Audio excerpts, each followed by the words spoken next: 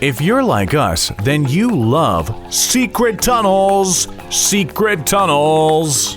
And believe it or not, there was a man so rich and in such trouble with the law that many of his incredible mansions were outfitted with secret tunnels. Most were installed and used as escape routes if the feds ever caught on to his illegal activities. Today we are talking about the notorious El Chapo and his many magnificent manors with tremendous tunnels. And we'll also spend some time talking about what else he spent his fantastic fortune on, which in 2016 was estimated to be around $3 billion. Wow, that's a lot of cash. Stick around and don't scurry off.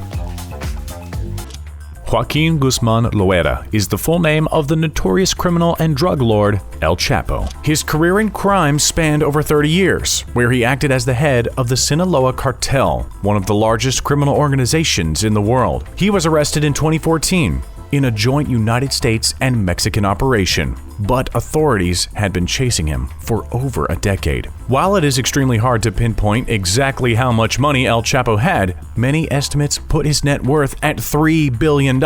And get this, Forbes even included him on their annual billionaires list, no less than 4 times. Yeah, El Chapo was rich. But we mentioned he was able to evade the feds for just about 10 years.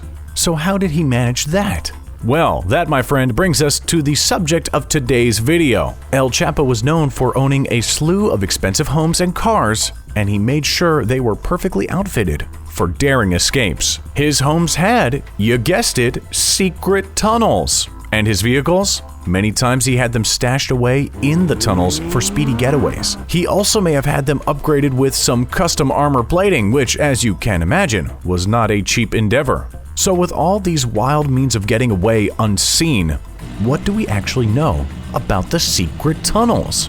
Arguably the most famous secret tunnel was attached to El Chapo's incredible mansion in Culiacan, the capital of Sinaloa State, which is located on Mexico's west coast. This tunnel is particularly well known because it was the very escape route that he used in 2014 to evade the feds. All you had to do to find the tunnel was look beneath the home's bathtub. But current public records actually don't state if the tunnel is still there or not. This home had a dining room, living room, 2 bedrooms, a garden in the front, and of course, a garage. The total value for the property is $200,000. And while that may not sound like much, in Sinaloa's real estate market, you can bet it is. In fact, while they may not be as extravagant as this mansion, El Chapo actually owned a total of 6 houses in Culiacan alone.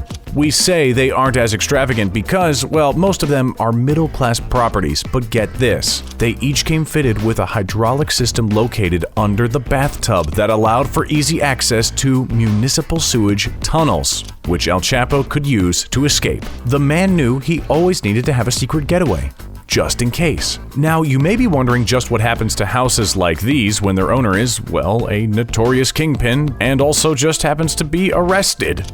Check this out. The Mexican government recently released that they will be holding a mega raffle with 22 prizes and a total value of $12.5 million. And it will include not 1, but 2 of El Chapo's incredible properties. President Andrés Manuel López Obrador has stated that this raffle is meant to get the money back into the hands of the people. He was quoted as saying, "All of the money raised is going to be delivered to the people and help to buy vaccines and medicines and to give away some scholarships." He said this at his morning press conference, which took place on May 27th. One of the prizes will be El Chapo's 10,000 square foot estate located in Tlalpan. The value of the estate is a whopping $4 million. Hey, if you can get over the fact that its previous owner had a, shall we say, questionable history with the law, then it sounds like winning this estate would be a one-way ticket to the good life. Oh, and one more of El Chapo's estates you might be interested in actually isn't a house or mansion at all. If you head on down to Mazatlan, which is the premier tourist beach in the area, you will find where El Chapo also owned an apartment in the Miramar apartment complex. This is actually the last location he was before he was finally captured in 2014. Today, the apartment is owned by the Mexican government, and It's currently a tourist attraction. But El Chapo's history with secret tunnels doesn't stop with his homes. Oh no, in fact, this next story will surely leave your jaw on the floor because if you didn't know already, El Chapo actually escaped from prison in 2014, and he did so by means of a secret tunnel located in his prison cell.